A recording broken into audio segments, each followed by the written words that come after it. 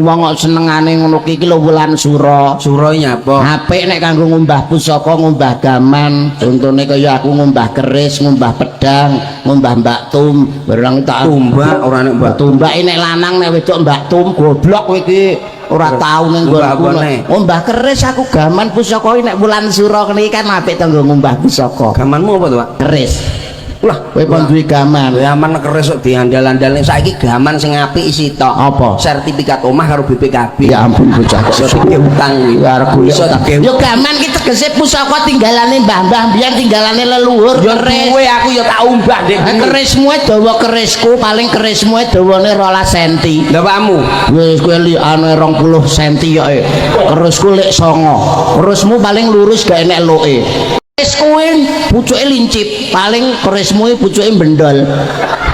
Saiki tak lincipi ya wis tak lincipi. Ngumbah iki kancane ya tak umbah. Neng dileh ngumbah. Aku neng ngumbah ngone empu, ngone pini sepuh, ngone sesepuh. Paling tidak tak umbah ben ana karumahe. Nah, aku lak umbah malah ning talun ning nganding stasiun kono. Wah, enak ning kono.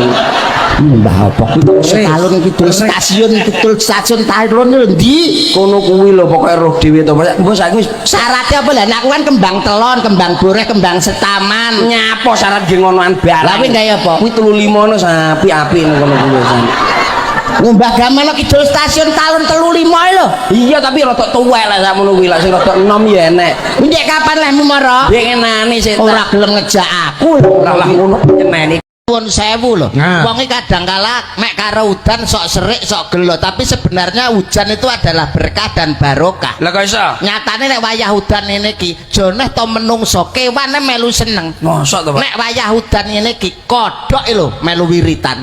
Lho. Penek to. Alah nang guri kene kul wallahu wakat, kul wallahu wakat, kul wallahu wakat.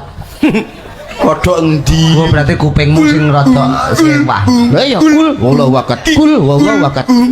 Hah, kowe ra krungu sing krungu aku kok kul wallahu wakat. Ora kodhoke suarane kul.